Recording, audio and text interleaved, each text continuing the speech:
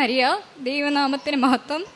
ആദ്യം തന്നെ പാപിയും അയോഗ്യമായ എന്നെ അമ്മയുടെ പ്രത്യക്ഷീകരണത്തിന് സാക്ഷിയായി ഉയർത്തിയതിനെ ഞാൻ നന്ദി പറയുന്നു. വെളിപാട് 3:8 ഇതാ നിന്റെ മുമ്പിൽ ആർക്കും പൂട്ടാൻ കഴിയാത്ത വിധം തുറന്നു കിടക്കുന്ന ഒരു വാതിൽ ഞാൻ സ്ഥാപിച്ചിരിക്കുന്നു. നിന്റെ ശക്തി പരിമിതമാണ്, എങ്കിലും നീ എൻ്റെ വചനം കാത്തു, എൻ്റെ നാമം നിഷേധിച്ചതുമില്ല. ഞാൻ 2023 ഡിസംബർ 30 ആദ്യമായിട്ട് ഉടമ്പടി എടുത്തത്. അന്ന് മുതൽ അമ്മ എൻ്റെ ജീവിതത്തിൽ നിരന്തരം എന്നെ അനുഗ്രഹിച്ചുകൊണ്ടിരുന്നു. 2025 ജനുവരി 28 എൻ്റെ ജീവിതത്തിൽ അമ്മ ഒരു പ്രത്യക്ഷീകരണത്തിൻ്റെ അടയാളം എനിക്ക് പ്രത്യേകിച്ച് തന്നത്. 2025 ജനുവരി 28 ഞാൻ BEd പഠിച്ചുകൊണ്ടിരുന്നപ്പോൾ ഈ 2025 ജനുവരി 28 എൻ്റെ സെക്കൻഡ് സെമസ്റ്റർ റിസൾട്ട് വന്നപ്പോൾ ഞാൻ ഒരു വിഷയത്തിന് ഫെയിലായി. BEdന് അങ്ങനെ ആരും തോൽക്കാറില്ല, എല്ലാവരും ജസ്റ്റ് പാസ്സെങ്കിലും ആകാറുണ്ട്. ഞാനാണെങ്കിൽ ഒരു വിഷയത്തിന് 6 മാർക്കിന് ഫെയിലായിപ്പോയി. ഞാനപ്പോൾ ഇവിടെ രണ്ടാമത്തെ ഉടമ്പടിയിൽ വെച്ചിട്ടുണ്ടായിരുന്നു. എൻ്റെ ഓരോ സെമസ്റ്റർ എക്സാമിന് മുമ്പ് ഞാനിവിടെ വന്ന് ഉടമ്പടി പുതുക്കുകയും ഞാൻ വെച്ചിട്ടുണ്ടായിരുന്നു, അമ്മേ മാതാവേ എന്നെ പാസ്സാക്കണേന്ന്. മൂന്നാമത്തെ ഉടമ്പടി പുതുക്കിയ സമയത്ത് ജനുവരി 28 റിസൾട്ട് വന്നപ്പം ഞാൻ മാത്രം ഫെയിലായിപ്പോയി. ഞാൻ അന്ന് തന്നെ അമ്മയോട് പ്രാർത്ഥിച്ച് ഞാൻ റീവാലുവേഷൻ കൊടുത്തു. പിറ്റേ ദിവസം ഞാൻ എൻ്റെ ജീവിതത്തിൽ ആദ്യമായിട്ട് കരഞ്ഞുകൊണ്ടൊരു കുമ്പസാരം. അത്ര എനിക്കധികം വിഷമം ഉണ്ടായിരുന്നു. ആരും തോറ്റുപോകാത്ത ആ കോഴ്സിന് ഞാൻ തോറ്റുപോയപ്പോഴത്തേക്കിന് 2025 മെയ് കോഴ്സ് കംപ്ലീറ്റ് ആവുക. പിന്നെ ഒരു സപ്ലിമെൻ്ററി എക്സാം വരണമെങ്കിൽ ഈ ജൂൺ മാസത്തിലാണ് വരുന്നത്. റിസൾട്ട് ഇനിയും അടുത്ത ഇയറിലേ വരത്തുള്ളൂ. അപ്പം എനിക്ക് 1 വർഷം പോവും. വളരെയധികം വിഷമമായിരുന്നു. ഞാനപ്പം ഇവിടുത്തെ സാക്ഷ്യങ്ങൾ കണ്ട് പ്രാർത്ഥിക്കാൻ തുടങ്ങി. പരീക്ഷാ വിജയമായിട്ടുള്ള ബന്ധപ്പെട്ട സാക്ഷ്യങ്ങളൊക്കെ കണ്ട് പ്രാർത്ഥിക്കാൻ തുടങ്ങി.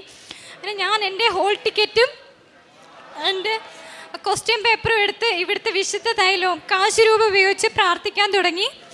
എല്ലാ ദിവസവും ഞാൻ ഉടമ്പടി പ്രാർത്ഥന ചൊല്ലിയ ശേഷം ഈ കാശ് രൂപവും തൈലവും ഉപയോഗിച്ച് പ്രാർത്ഥിക്കുമായിരുന്നു. അത് കഴിഞ്ഞപ്പോൾ ഞാനൊരു സാക്ഷ്യം കണ്ടു. നമുക്ക് എവിടെയാണോ എക്സാമിന് പോയത് ആ ഭാഗം സമർപ്പിച്ച് പ്രാർത്ഥിക്കുക. ഞാൻ 2024 ജൂണിന് എഴുതിയ എക്സാമാണ്. അപ്പം എനിക്കറിയത്തില്ല എനിക്ക് എക്സാമിന് എവിടെ പോയെന്ന് എനിക്കറിയത്തില്ല. ഞാൻ പറഞ്ഞു, അമ്മേ ഞാനിവിടെ ഇരുന്ന് എൻ്റെ ക്വസ്റ്റ്യൻസ് എല്ലാം റീറൈറ്റ് ചെയ്യുകയാണ്, ഇനി എനിക്കൊരു അറ്റംപ്റ്റ് ചെയ്യേണ്ടി വരല്ലേ എന്ന് പറഞ്ഞ് പ്രാർത്ഥിച്ച് ഞാൻ ആ ക്വസ്റ്റ്യൻസ് എല്ലാം 1.5 മണിക്കൂർ കൊണ്ട് എൻ്റെ വീട്ടിൽ ഇരുന്ന് എഴുതിയിട്ട് ഞാൻ ദിവസം പ്രാർത്ഥിക്കാൻ തുടങ്ങി. എൻ്റെ ഈ ഉടമ്പടി പത്രത്തോട് ചേർത്ത് ഞാൻ ദിവസവും ഇത് പ്രാർത്ഥിക്കാൻ തുടങ്ങി. അങ്ങനെ ഏപ്രിൽ 16 എൻ്റെ റീവാലുവേഷൻ റിസൾട്ട് വന്നു. മെയിലിൽ എനിക്ക് റിസൾട്ട് വന്നത് എനിക്ക് 4 മാർക്ക് കൂടിയെന്നാണ്. പക്ഷെ 4 മാർക്ക് കൂടിയാൽ ഞാൻ ഒരിക്കലും പാസ്സാവത്തില്ല. ഞാൻ അടുത്ത കുരിശടിയിൽ പോയിട്ട്, അമ്മേ മാതാവേ ഇതെനിക്ക് പാസ്സെന്ന് മാത്രം എനിക്ക് കണ്ടാൽ മതി, എനിക്ക് ജോലി കിട്ടിയില്ലല്ലോ ഒന്നും എനിക്ക് കുഴപ്പമില്ല, എനിക്കിതൊന്ന് ജസ്റ്റ് ഒന്ന് പാസ്സായാൽ മാത്രം മതി എന്ന് പ്രാർത്ഥിച്ചുകൊണ്ട് ഞാനിത് ഓപ്പൺ ആക്കിയപ്പോൾ എനിക്ക് 6 മാർക്ക് കൂടി. എൻ്റെ മെയിലിൽ വന്ന് എനിക്ക് 4 മാർക്ക് കൂടിയെന്നാണ്. പക്ഷേ റിസൾട്ട് ഓപ്പൺ ചെയ്തപ്പോൾ എനിക്ക് 6 മാർക്ക് കൂടി, ഞാൻ പാസ്സായി. Not by merit but by the grace of God. ഞാൻ സെക്കൻഡ് സെമസ്റ്റർ പാസ്സായി. അതിനിടയിൽ എനിക്ക് തേർഡ് സെമസ്റ്റർ എക്സാം വന്നു.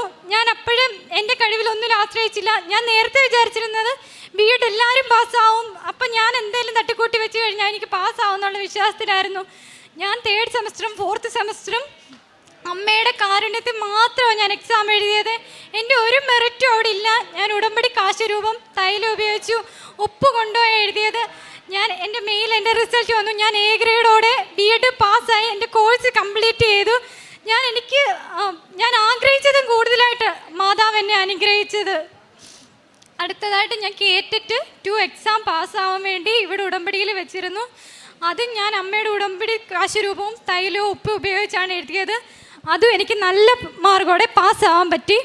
അടുത്തതായിട്ട് ഞാൻ പറഞ്ഞില്ല, ഞാൻ ജനുവരി 28 ശേഷമാണ് ശരിക്കും സാക്ഷ്യങ്ങളൊക്കെ കണ്ട് ശരിക്കും പ്രാർത്ഥിക്കാൻ തുടങ്ങിയത്. ഞാൻ 2022 LGSൻ്റെ സപ്ലിമെൻ്ററി ലിസ്റ്റിലുണ്ടായിരുന്നു. 6ാം റാങ്കായിരുന്നു. എനിക്ക് ഒരിക്കലും ജോലി കിട്ടാൻ ഒരു സാധ്യതയും ഇല്ല.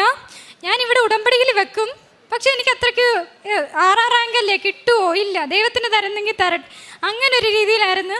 മാർച്ചിൽ ഞാനൊരു സാക്ഷ്യം കണ്ടു. ഒരു ചേച്ചി 3 സപ്ലിമെൻ്ററി ലിസ്റ്റിലുണ്ടായിരുന്നു. ആ ചേച്ചി അതിൻ്റെ ഫസ്റ്റ് പേപ്പറും പിന്നെ ചേച്ചിയുടെ പേരുള്ള പേപ്പറുമായിട്ട് ഇവിടെ കൊണ്ടുവന്ന് അച്ഛനോട് പ്രാർത്ഥിച്ച് ചേച്ചിക്ക് ജോലി കിട്ടിയത്. ഞാൻ ശനിയാഴ്ച ഇവിടെ വന്നിട്ടുണ്ടായിരുന്നു. അന്ന് ഞാൻ ഉടമ്പടി ധ്യാനത്തെ കൂടി പ്രാർത്ഥിക്കുകയും പ്രിൻ്റ് എടുത്തുകൊണ്ട് വരാൻ എനിക്ക് പറ്റിയില്ല. വെളിയിൽ ഇവിടെ എല്ലാം ചോദിച്ചപ്പോൾ ഇവിടെ പ്രിൻ്റ് എടുക്കുന്ന സ്ഥലങ്ങളൊന്നും ഇല്ലായിരുന്നു. ഞാനപ്പോൾ എൻ്റെ ഫോണിൽ ആ പേജുള്ള ഫോണിൽ എൻ്റെ പേരുള്ള ഇവിടെയുള്ള മാതാവിൻ്റെ അടുത്ത് കൊണ്ടുവന്ന് പ്രാർത്ഥിച്ച് അമ്മയുടെ പ്രത്യക്ഷീകരണത്തിൻ്റെ സാക്ഷിയാക്കണേ. ഞാൻ എല്ലാ ദിവസവും ഉച്ചയ്ക്ക് 2:30 പ്രാർത്ഥിക്കും. പിന്നെ ആണെങ്കിൽ 2:30 പ്രാർത്ഥിക്കുമായിരുന്നു ഞാൻ. എന്നിട്ട് ഇവിടെ പിന്നെ പ്രിൻ്റ് എടുത്തുകൊണ്ട് വന്ന് ഞാനിവിടെ പ്രാർത്ഥിക്കാൻ തുടങ്ങി. എൻ്റെ ഉടമ്പടി പത്രത്തിനോടൊപ്പം ഞാൻ അതും വെച്ച് പ്രാർത്ഥിക്കാൻ തുടങ്ങി. എന്നും തൈലം ഉപയോഗിച്ച് പ്രാർത്ഥിക്കുകയും കാശുരൂപം ഉപയോഗിച്ച് പ്രാർത്ഥിക്കുകയും ചെയ്യുമായിരുന്നു. അങ്ങനെ കഴിഞ്ഞ മാസം ജൂൺ 5-ന് ഞാൻ ഇവിടെ വന്ന് പുതുക്കിയപ്പം രണ്ടാമത്തെ നിയോഗമായിട്ട് വെച്ചിരുന്നത്, അമ്മയ്ക്ക് ഇഷ്ടമാണെങ്കിൽ എനിക്ക് ആ ജോലി തരണേ. ഞാൻ സ്കൂളിലൊക്കെ ഇൻ്റർവ്യൂവിനൊന്നും പോയിട്ട് PSCയുടെ ലിസ്റ്റിലുള്ളവർക്ക് മുൻഗണന കാരണം എനിക്ക് ജോലിയൊന്നും കിട്ടിയില്ല. പ്രൈവറ്റിൽ പോയിട്ടും ഒട്ടും സാലറി ഇല്ലാത്തതുകൊണ്ട് ഞാൻ ഇങ്ങനെ പ്രൈവറ്റിലും പോയില്ല. വീട്ടിൽ എന്നോട് പറയുന്നുണ്ട് എന്തെങ്കിലും ജോലി നോക്കണം, വീട്ടിൽ സാമ്പത്തിക ബുദ്ധിമുട്ട് കാരണം. എന്നിട്ട് ഞാൻ മാതാവിനോട് പറഞ്ഞു, മാതാവേ ഞാൻ 5-ാം തീയതി ഇവിടുന്ന് ഉടമ്പടി പുതുക്കിയിട്ട് പോയി. എനിക്ക് ഈ മാസം തന്നെ ഇവിടെ വന്ന് നിന്നോട് നന്ദി പറയാൻ പറ്റണം. എനിക്ക് ഈ അൾത്താരെ കയറി നിന്ന് സാക്ഷ്യം പറയാൻ പറ്റണം. പിന്നെ ഞാനിവിടെ ഒരു സാക്ഷ്യത്തിൽ കേട്ടായിരുന്നു, ഇവിടെ ഉടമ്പടി എടുക്കുന്ന അനേകാര്യങ്ങളുടെ സത്യ ഉടമ്പടിയോട് ചേർത്ത് ഞാൻ പ്രാർത്ഥിക്കുന്നു. എന്നിൽ എന്തെങ്കിലും കുറവുണ്ടെങ്കിലും അത് നികത്തി അത് കണക്കാക്കല്ലേ. ഇവിടെ എടുക്കുന്ന സത്യ ഉടമ്പടിയോട് ചേർത്ത് നീ എന്നെ നിൻ്റെ പ്രത്യക്ഷീകരണത്തിൻ്റെ സാക്ഷിയാക്കണേ എന്ന് പ്രാർത്ഥിച്ചു. സപ്ലിമെൻ്ററി ലിസ്റ്റ് ആയതുകൊണ്ട് ഞങ്ങളുടെ ഇതിനകത്ത് ലാസ്റ്റ് അഡ്വൈസ് മെമ്മോ ഈ മാസം ജൂണിലായിരുന്നു. അപ്പം ഞാൻ വീട്ടിൽ പോയി ശക്തമായിട്ട് പ്രാർത്ഥിച്ചുകൊണ്ടിരുന്നു. എന്നും ഞാൻ എൻ്റെ ഉടമ്പടി പത്രം എടുത്ത് പ്രാർത്ഥിക്കുകയും പ്രത്യക്ഷീകരണ പ്രാർത്ഥന ചൊല്ലിയും വിശ്വാസ പ്രമാണം ചൊല്ലിയും ഈ വെളിപാട് 3:8 ആ വചനം എൻ്റെ ആ പേരിൽ ഞാൻ ഈ കാശുരൂപം തൊട്ട് പ്രാർത്ഥിക്കുകയും ചെയ്തിരുന്നു. അങ്ങനെ ഞാൻ ജൂൺ 20-ാം തീയതി തൊട്ട് ഇവിടെ ഞാനിങ്ങനെ പഴയ സാക്ഷ്യങ്ങളൊക്കെ ഞാൻ ഇടയ്ക്ക് കേൾക്കാൻ തുടങ്ങിയപ്പോഴത്തേക്കിനും ജെറീക്കോ പ്രെയറിനെ കുറിച്ച് ഞാൻ കേട്ട്, അങ്ങനെ ഞാൻ 5-ാമത്തെ ദിവസം ജെറീക്കോ പ്രെയറിൻ്റെ 5-ാമത്തെ ദിവസം എൻ്റെ ചേട്ടൻ ഇങ്ങനെ ഞാൻ പ്രാർത്ഥിച്ചു കഴിഞ്ഞപ്പോൾ സൈറ്റിൽ നോക്കിയപ്പോൾ എനിക്ക് അഡ്വൈസ് മെമ്മോ അയച്ചിട്ടുണ്ടെന്ന് കാണാൻ പറ്റി. 6-ാമത്തെ ദിവസം ജെറീക്കോ പ്രാർത്ഥനയുടെ എൻ്റെ അഡ്വൈസ് കിട്ടി. 7-ാമത്തെ ദിവസം ഞാനിവിടെ വന്ന് നന്ദി പറഞ്ഞു. അപ്പോയിൻമെൻറ്റ് ഓർഡർ കിട്ടിയിട്ടേ ഇവിടെ വന്ന് സാക്ഷ്യം പറയാൻ പറ്റത്തുള്ളൂ എന്ന് പറഞ്ഞു. എല്ലാവർക്കും അപ്പോയിൻമെൻറ്റ് ഓർഡർ 90 ഡേയ്സിനുള്ളിലാണ് കിട്ടുന്നത്. മിനിമം 1 മന്തെങ്കിലും എടുക്കും. എനിക്ക് 1 വീക്കിനുള്ളിൽ എൻ്റെ അപ്പോയിൻമെൻറ്റ് ഓർഡർ കിട്ടി. കേരള എക്കണോമിക്സ് ആൻഡ് സ്റ്റാറ്റിസ്റ്റിക്സ് ഓഫീസിൽ എനിക്ക് OA ആയിട്ട് ജോലി കിട്ടിയിരിക്കുകയാണ്. ഈ 10-ാം തീയതി ഞാൻ ജോയിൻ ചെയ്യാൻ പോവാണ്. ഒരിക്കലും ഞാൻ പ്രതീക്ഷിച്ചില്ല എനിക്ക് ഈ ജോലി കിട്ടുമെന്ന്. ഞാൻ പറഞ്ഞത്, മാതാവേ ആ ചേച്ചിയുടെ വിശ്വാസത്തിലാണ് ഞാനിവിടെ പ്രാർത്ഥിക്കുന്നത്. എനിക്ക് എൻ്റേതായിട്ടൊരു വിശ്വാസം എനിക്ക് ഉറപ്പിക്കാൻ വേണ്ടി എൻ്റെ സാക്ഷ്യത്തിലൂടെ ഇനി മറ്റുള്ളവർ നിന്നെ അറിയണം. അങ്ങനെ ഞാൻ ആത്മാർത്ഥമായിട്ട് പ്രാർത്ഥിച്ചിരുന്നു. അങ്ങനെ അമ്മ എനിക്ക് ജോലി നൽകി അനുഗ്രഹിച്ചു. എനിക്ക് കിട്ടാൻ യാതൊരു യോഗ്യതയില്ല. അമ്മയുടെ കാരുണ്യത്തിൽ മാത്രമാണ് എനിക്ക് ഈ ജോലി കിട്ടിയത്. കാരുണ്യ പ്രവൃത്തിയായിട്ട് ഞാൻ ചെയ്തിരുന്നത് ഭക്ഷണപ്പൊതി കൊടുത്തിരുന്നു. പിന്നെ ഞാൻ പഠിക്കുമായതുകൊണ്ട് എനിക്ക് സാമ്പത്തികമായിട്ട് അധികമായിട്ടൊന്നും ചെയ്യാൻ പറ്റിയിരുന്നില്ല. എങ്കിലും എന്നെക്കൊണ്ട് പറ്റുന്ന ചെറിയ സഹായങ്ങളൊക്കെ ചെയ്തിരുന്നു. പ്രേക്ഷിത പ്രവർത്തനമായിട്ട് ഞാൻ ഇവിടുന്ന് പത്രം വാങ്ങിയിട്ട് പോയി ഗവൺമെൻറ് ഹോസ്പിറ്റലിലാണ് കൊടുത്തിരുന്നത്. എൻ്റേതായിട്ട് ഞാൻ എല്ലാ പത്രത്തിലും രോഗികൾക്ക് ആശ്വാസമായിട്ട് ഒരു വചനം എഴുതി കൊടുത്തിരുന്നു.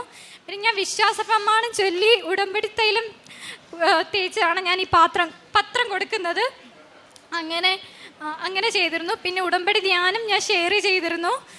പിന്നെ ആണെങ്കിൽ അച്ഛൻ്റെ ഡെയിലി ബ്രെഡ് എന്നും കൂടുമായിരുന്നു, അത് സ്റ്റാറ്റസ് ഇടുമായിരുന്നു. ഇവിടുത്തെ ഉടമ്പടി കാശുരൂപവും ഉപ്പും ഞാൻ മറ്റുള്ളവർക്ക് മേടിച്ചു കൊടുക്കുമായിരുന്നു. എൻ്റെ സാക്ഷ്യങ്ങൾ, എൻ്റെ വിജയത്തിൻ്റെ കാര്യങ്ങൾ, എൻ്റെ വീട്ടിൽ അമ്മ തന്ന അനുഗ്രഹങ്ങൾ ഞങ്ങൾ മറ്റുള്ളവരോട് പറയായിരുന്നു. ഞാൻ അനുദിന ബലിയിൽ പങ്കെടുത്തിരുന്നു, കുമ്പസാരിച്ചിരുന്നു. എന്നും ഞാൻ ജപമാല ചൊല്ലി പ്രാർത്ഥിച്ചിരുന്നു. 2:30 ഞാൻ ആണെങ്കിൽ ഇവിടെ ഒരു സാക്ഷ്യത്തിൽ കേട്ടതാണ് പ്രത്യക്ഷീകരണ പ്രാർത്ഥന ചൊല്ലി പ്രാർത്ഥിച്ചിരുന്നത്. അങ്ങനെ ഞാനും അതുപോലെ ചെയ്തിരുന്നു. പിന്നെ 3 മണിക്ക് ഞാൻ കരുണക്കൊന്ത ചൊല്ലി പ്രാർത്ഥിച്ചിരുന്നു. 1/2 മണിക്കൂർ ബൈബിൾ വായിച്ചിരുന്നു. ഇങ്ങനെയൊക്കെയാണ് ഞാൻ ചെയ്തിരുന്നത്. ദൈവനാമ മഹത്വത്തിനായി എൻ്റെ ഈ സാക്ഷ്യം ഞാൻ സമർപ്പിക്കുന്നു. പിന്നെ എനിക്കാണെങ്കിൽ എന്നോട് ആരെങ്കിലും ദേഷ്യപ്പെട്ട് കഴിഞ്ഞാൽ ഞാൻ അങ്ങനെ വെളിയിൽ ആരോടും ദേഷ്യം കാണിക്കാറില്ല. എൻ്റെ ദേഷ്യങ്ങളെല്ലാം തീർക്കുന്നത് എൻ്റെ അമ്മയോടാണ്. പക്ഷേ എനിക്കിപ്പം ഉടമ്പടി എടുത്തത് പിന്നെ എൻ്റെ ദേഷ്യം എനിക്ക് കൺട്രോൾ ചെയ്യാൻ പറ്റുന്നുണ്ട്. അങ്ങനെയൊക്കെയാണ് എനിക്കിവിടെ നിന്ന് കിട്ടിയ നന്മകൾ. ഇത്രയധികം നന്മ എൻ്റെ ജീവിതത്തിൽ. പിന്നെ എൻ്റെ കാശുരൂപം 2 തവണ കളഞ്ഞു പോയായിരുന്നു. ഒരു തവണ ഇത് പോയത് ചെങ്ങന്നൂർ ഗവൺമെൻറ് ഹോസ്പിറ്റൽ 2 വീലർ പാർക്കിങ്ങിൻ്റെ അവിടെ പോയിട്ടുള്ളത്. നമുക്കറിയാം ഈ കാശുരൂപം പോയി കഴിഞ്ഞാൽ ഈ 2 വീലർ കയറി കഴിഞ്ഞാൽ ഇത് നമുക്ക് കാണാൻ പറ്റത്തില്ല. പക്ഷെ ഞാൻ പിറ്റേ ദിവസം ചെന്നിട്ടും ഇതിങ്ങനെ മണ്ണി കുത്തി പൊങ്ങിയിരിക്കുകയാണ്. അങ്ങനെ എനിക്ക് അത് തിരിച്ച് കിട്ടി. ഇത് എൻ്റെ അപ്പോയിൻമെൻറ്റ് ഓർഡർ കിട്ടുന്നതിൻ്റെ തലേ ദിവസവും എൻ്റെ കയ്യിൽ നിന്ന് ഇത് കാശ് രൂപം പോയി. രാത്രി ഞാൻ 9:30 ഈ കാശ് രൂപം തിരക്കി ഇറങ്ങി. ഞാൻ പറഞ്ഞു, മാതാവേ, എൻ്റെ കൈ വിലപ്പെട്ടായിട്ട് ആകെയുള്ളത് ഈ കാശ് രൂപമാണ്. ഞാനിവിടെ വന്ന് എനിക്ക് ജോലി കിട്ടുക, അപ്പോൾ അഡ്വൈസ് വന്നിട്ടുണ്ടല്ലോ, ഞാൻ കയറുമ്പം ഈ സാക്ഷ്യം പറഞ്ഞേക്കാം, എനിക്കിത് തരണം, എനിക്ക് വേറെ ഒന്നും വേണ്ട, എനിക്ക് ഈ കാശ് രൂപം തരണമെന്ന് ഞാൻ പ്രാർത്ഥിച്ചിരുന്നു. അങ്ങനെ ഞാൻ രാത്രി 9:30 അമ്മയായിട്ട് പോയി കുറേ ഇടത്ത് അന്വേഷിച്ച്, ഞാൻ പോയ സ്ഥലങ്ങളിലെല്ലാം പോയി. അന്ന് മഴയായിരുന്നു. മണ്ണിലാണെങ്കിൽ എനിക്കിത് കാശ് രൂപം രാത്രി പോയിട്ട് എനിക്കിത് തിരിച്ച് കിട്ടി. ഇങ്ങനെ പിന്നെ എൻ്റെ ജൂലൈ 12 എൻ്റെ ബർത്ത്ഡേ ആണ്. അപ്പം ഞാൻ പ്രാർത്ഥിച്ചായിരുന്നു ജൂലൈ 7 എൻ്റെ അപ്പോയിൻമെൻറ്റ് ഓർഡർ വരണേ. അപ്പം എൻ്റെ സഹോദരൻ എന്നോട് പറഞ്ഞു, ഇല്ല, 1 മാസമെങ്കിലും പിടിക്കും, ഇത് വരത്തില്ല. ഞാൻ പറഞ്ഞു, ഞാൻ മാതാവിനോടാണ് പ്രാർത്ഥിക്കുന്നത്, നീ കണ്ടോ, അഡ്വൈസ് മെമ്മോ വന്നിട്ടുണ്ടെങ്കിൽ എനിക്ക് അപ്പോയിൻമെൻറ്റ് ഓർഡറും അതിന് മുമ്പേ വരും. ഞാൻ പറഞ്ഞ ജൂലൈ 7 ഞാൻ പറഞ്ഞെങ്കിൽ ജൂലൈ 5 ഇന്നലെ ജൂലൈ 4 എനിക്ക് അപ്പോയിൻമെൻറ്റ് ഓർഡർ കിട്ടി. എനിക്കെല്ലാം നന്മകളും അമ്മയ്ക്കും തിരുക്കുമാരനും കോടാനുകോടി നന്ദി.